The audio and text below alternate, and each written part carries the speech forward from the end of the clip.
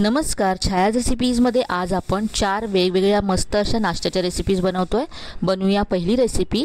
तर इथे मी 1 कप रवा घेतला, यामध्ये अर्धा कप दही घातलं आणि दह्याच्याच कपामध्ये मी अर्धा कप पाणी घेतलं होतं, ते सुद्धा यामध्ये घातलं। मिक्स करून घेऊया। इथे मी आणखी अर्धा कप पाणी घेतलंय, त्यातलं पाव कप पाणी इथे घातलं, म्हणजे आतापर्यंत यामध्ये मी पाऊण कप पाणी घातलं। मिक्स करून घेतलं व्यवस्थित आणि याच्यातल्या सगळ्या गुठळ्या काढून घेतल्यात। आता यावरती झाकण ठेवायचं आहे आणि 10 मिनिटं असंच हे बाजूला ठेवून द्यायचं आहे। तर इथे 10 मिनिटं झालेत, याच्यातला रवा छान फुलला आहे। आता हे मिक्सरच्या भांड्यामध्ये काढून घेऊया आणि उरलेलं पाव कप पाणी यामध्ये घालायचं आहे, म्हणजे आतापर्यंत 1 कप पाणी यामध्ये घातलं आहे। मिक्सरला हे फिरवून बारीक करून घेऊया। हे तयार मिश्रण आता बाउलमध्ये मी काढून घेतलं आहे आणि याची कन्सिस्टन्सी पाहू शकता।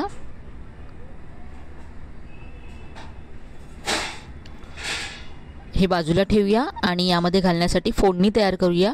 इथे मी पॅन एक गॅसवरती गरम करत ठेवला, यामध्ये 1 चमचा तेल घातलं। तेल गरम झाल्यानंतर पाव चमचा मोहरी आणि अर्धा चमचा जिरं घातलं। जिरं छान तडतडलंय, आता यामध्ये बारीक चिरलेला कढीपत्ता घातला, बारीक चिरलेली हिरवी मिरची घातली, यानंतर किसलेलं आलं घातलं। सगळं तेलावरती छान परतून घ्यायचं आहे। इथं तर अर्धा चमचा मी कच्ची चण्याची डाळ घातली आहे। ही डाळ आधी मी थोडीशी पुसून घेतली। डाळीचा रंग किंचित बदलेपर्यंत परतून घेतलाय। यानंतर यामध्ये कांदा घालायचा आहे। एक मोठ्या आकाराचा कांदा इथे मी बारीक चिरून घातलाय। कांदा इथे थोडासा जास्त घालायचा आहे। आता कांदा सॉफ्ट होईपर्यंत हे परतून घ्यायचं आहे। आता यामध्ये भरपूर बारीक चिरलेली कोथिंबीर घातली आहे। मिक्स करून घेऊया। हे तयार आहे। गॅस बंद करायचा आहे आणि हे आता आपण जे मिश्रण झाकून ठेवलं होतं रव्याचं, त्यामध्ये घालायचं आहे। मिक्स करून घेऊया। यानंतर यामध्ये 2 छोटे चमचे तांदळाचं पीठ घालायचं आहे। चवीप्रमाणे मीठ घालायचं आहे आणि मिक्स करून घ्यायचं आहे।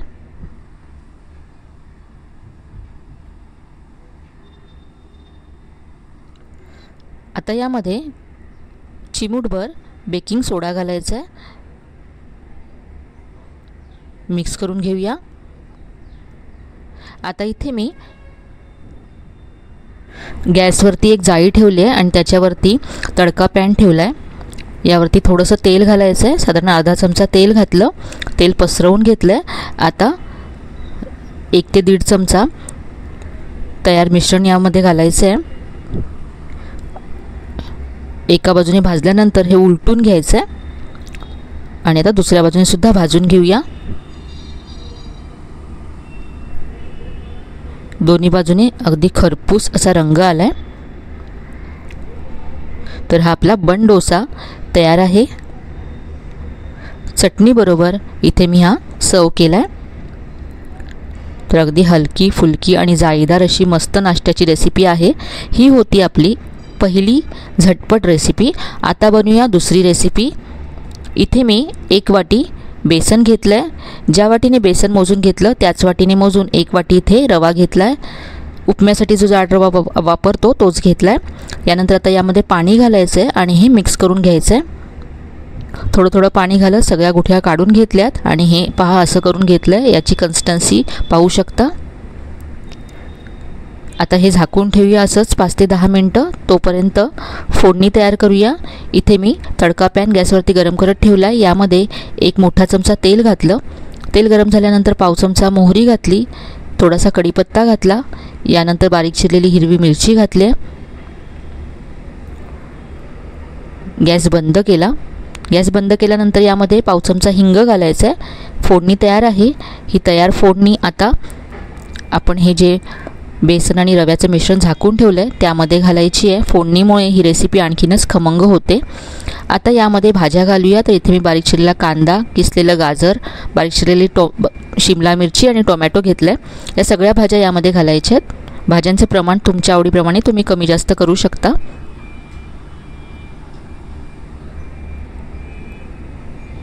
आता हे सगळं मिक्स करून घ्यायचं आहे।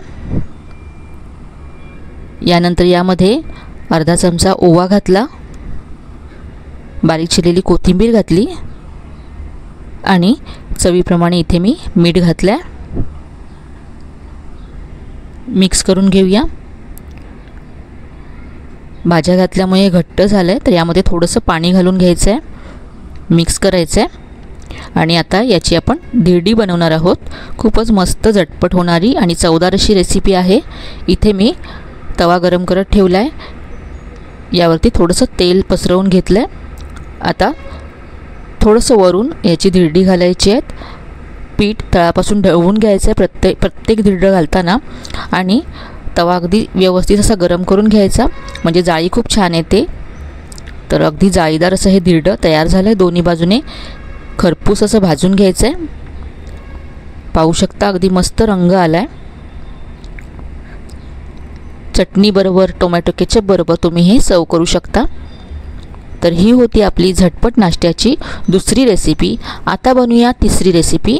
तर इथे मी 1.5 कप पोहे घेतलेत। जाड किंवा पातळ कोणतेही पोहे घेऊ शकता। यानंतर पोह्यांमध्ये पाणी घालून पोहे स्वच्छ धुवून घ्यायचे आहेत। यानंतर याच्यातलं सगळं पाणी काढून टाकायचं आहे आणि पुन्हा यामध्ये 2 ते 3 चमचे पाणी घालून पोहे पाण्यामध्ये असेच भिजत ठेवायचे 5 मिनटं, म्हणजे ते अगदी सॉफ्ट होतील। तर यावरती झाकण ठेवूया आणि 5 मिनटं असेच ठेवून देऊया। 5 मिनटं झालेत, पोहे अगदी सॉफ्ट झाले असतील। तर हे पोहे अगदी असे सॉफ्ट झालेत। आता हे हाताने असे कुस्करून घ्यायचे।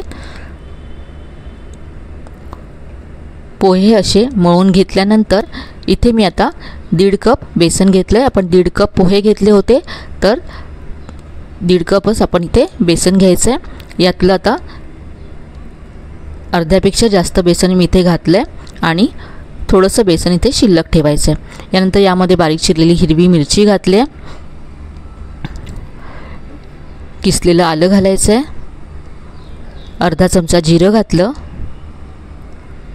अर्धा चमचा ओवा हातावरती कुस्करून यामध्ये घालायचं आहे, यामुळे चव ओव्याची आणखी छान येते। बारीक चिरलेली कोथिंबीर घातली आहे। यानंतर 1 चमचा मी कसुरी मेथी यामध्ये घातली आहे, थोडीशी तव्यावरती गरम करून नंतर कुस्करून घातली।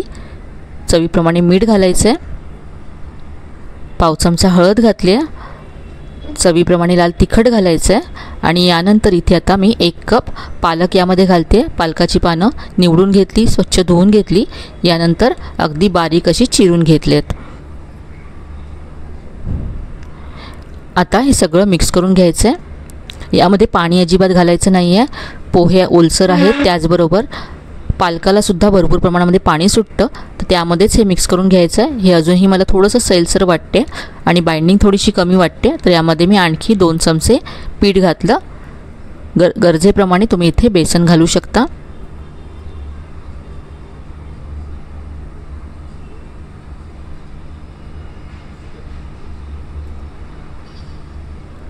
हे मळून घ्यायचं आहे।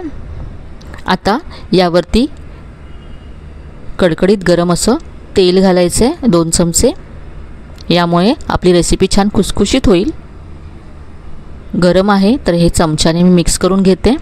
थोडंसं थंड झाल्याने हाताने आपण सगळं छान एकत्र करून घेऊया आणि आता याच्या छोट्या छोट्या टिक्क्या बनवायच्या किंवा वडे बनवायचे। थोडेसे चपटे बनवायचे, म्हणजे छान खुसखुशीत होतात हे वडे। तर इथे असे मी वडे तयार करून घेतलेत। आता हे आपण फ्राय करून घेऊ। इथे मी तेल मीडियम असं गरम करून घेतलं आहे, यामध्ये वडे सोडायचेत आणि मीडियम फ्लेमवरती अगदी मस्त खुसखुशीत होईपर्यंत आणि गोल्डन ब्राऊन रंग येईपर्यंत हे फ्राय करून घेतलेत।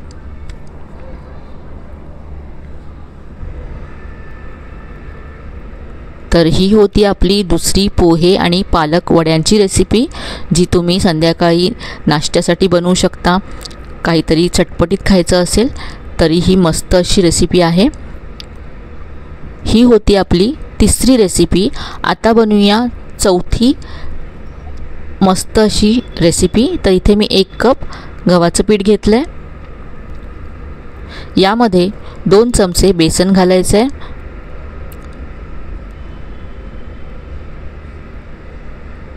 चवीप्रमाणे मीठ घातलं आहे आणि आता पाणी घालून आपल्याला हे मळून घ्यायचं आहे।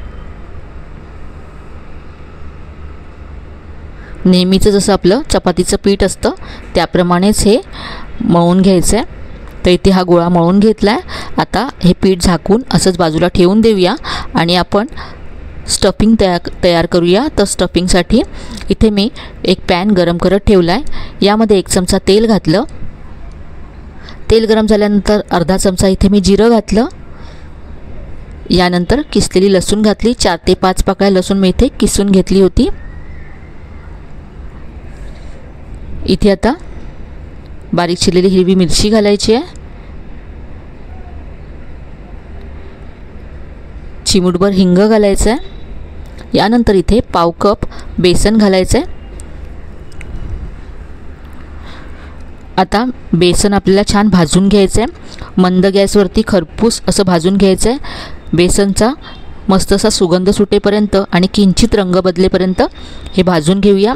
तर इथे आता बेसन भाजून झालं आहे। यामध्ये कांदा घालायचा आहे। एक मोठ्या आकाराचा कांदा इथे मी बारीक चिरून घातला आहे। कांदा इथे थोडासा जास्त घालायचा आहे। आपण यामध्ये बेसन घातलं आहे त्यामुळे कांद्याचा जो ओलसरपणा असतो तो बेसन ॲब्झॉर्ब करतं आणि आपलं हे जे स्टफिंग आहे ते ड्राय व्हायला मदत होते। इथे आता मी पाव चमचा हळद घातली। चवीप्रमाणे लाल तिखट घातलं। चवीप्रमाणे मीठ घातलं। मिक्स करून घेऊया। आता यामध्ये अर्धा चमचा धने जिरे पूड घालायची आहे। बारीक चिरलेली कोथिंबीर घातली। मिक्स करून घेऊया आणि आपलं हे स्टफिंग तयार आहे। आता जे पीठ आपण मळून ठेवलं होतं त्यावरती 1 चमचा तेल घालायचं आहे आणि पुन्हा छान मळून घ्यायचं आहे। तर हे सॉफ्ट असं पीठ मळून तयार आहे। आता आपण याचे पराठे बनवणार आहोत। तर इथे मी यातला एक गोळा घेतला आहे आणि सुक्या पिठामध्ये घोळवून आता हा आपण लाटून घेऊया। थोडंसं लाटून घेतल्यानंतर यामध्ये सारण भरून घ्यायचं आहे।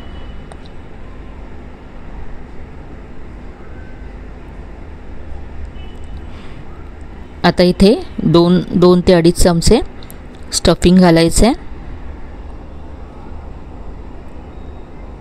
तर आपण हा कांद्याचा पराठा बनवतोय। यामध्ये आपण बेसन घातलं आहे त्यामुळे यामध्ये कांद्यातला सुटलेलं जे पाणी आहे ते बेसन ॲब्झॉर्ब करतं आणि आपलं हे स्टफिंग अजिबात ओलसर होत नाही यामुळे आणि बाहेरसुद्धा येत नाही पराठा बनवल्यानंतर।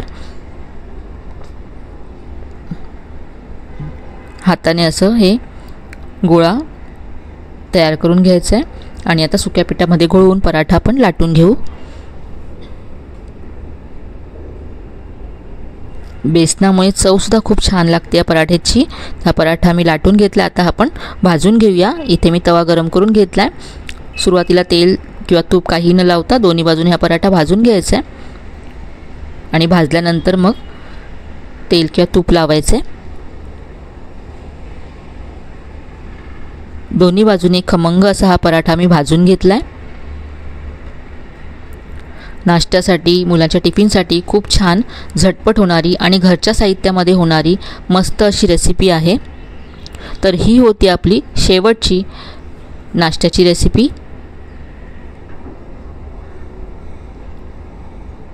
नक्की करून पहा, तुम्हाला नक्कीच आवडेल। यातलं स्टफिंग सगळीकडे व्यवस्थित असं पसरलं जातं। चवीला हा पराठा अप्रतिम लागतो। आजच्या ह्या चारही रेसिपीज तुम्हाला आवडल्या असतील तर व्हिडिओला लाईक करा, शेअर करा। चॅनलला अजून सबस्क्राईब केलं नसेल तर नक्की सबस्क्राईब करा। चला तर मग पुन्हा भेटूया अशा छान छान आणि नवीन नवीन रेसिपीजसह। तोपर्यंत धन्यवाद।